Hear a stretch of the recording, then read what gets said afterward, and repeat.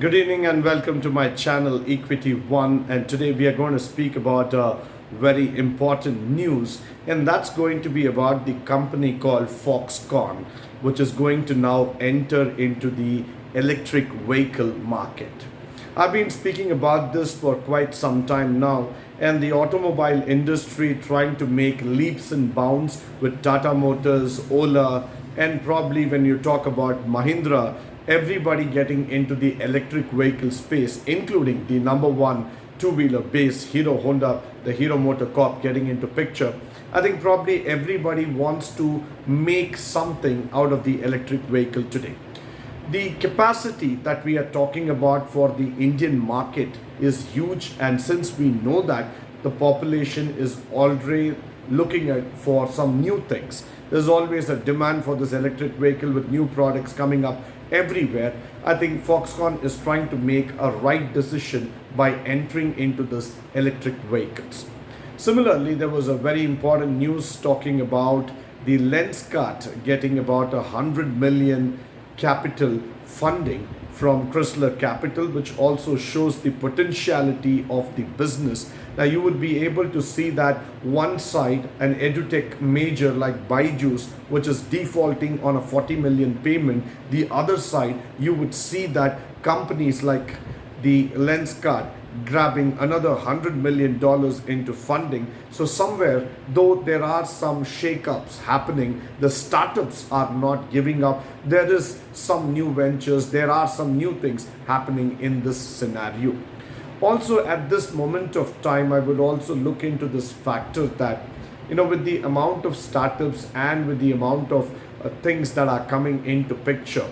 Now, as I was trying to talk about, TCS is also trying to look into the cloud space. So definitely, I would recommend that the IT companies are trying to do something with regarding the cloud, AI, and other automation.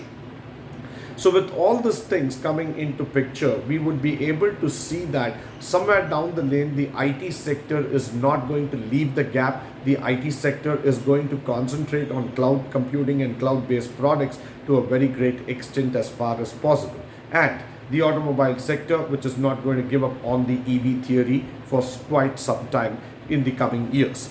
Followed by which we are also going to look into this factor that when the promoters of Z have gone back and they have challenged the tribunal asking for a clarification, so that's also coming up in the picture.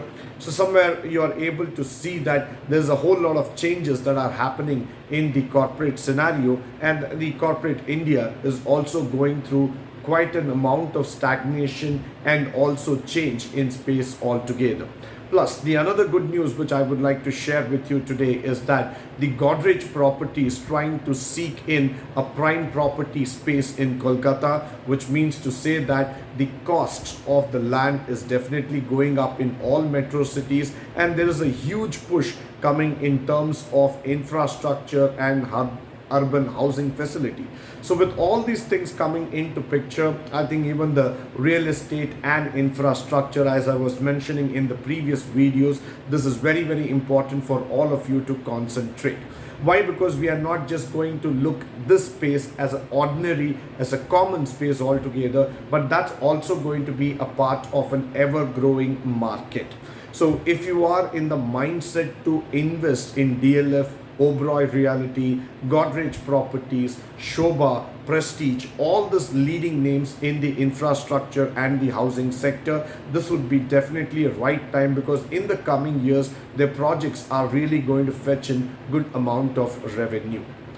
So with this, I would also like to recommend few stocks for the day. And the first stock which I would like to recommend is Tech Mahindra. I'm seeing a huge potential in this stock. The stock can go ahead and touch 1,100. That would be my target price in the coming days. And I would also like to concentrate on Jubilant Foodworks, which is also coming up in a very big way, because this company also is having a potential to move up in terms of the stock. And nevertheless, as I told you some days back, Bajaj launching up its mutual fund. So Bajaj finserv, you definitely need to look into it. Now it is in the radar of most of the analysts and the top-notch research firms. So definitely I would advise my viewers to spend some time, invest in Bajaj finserv, because in the coming days this stock is definitely going to rally by at least 10% upside.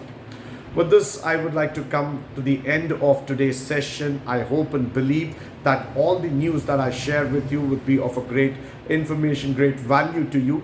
So keep investing smartly and keep growing happily. Thank you once again for being with me today.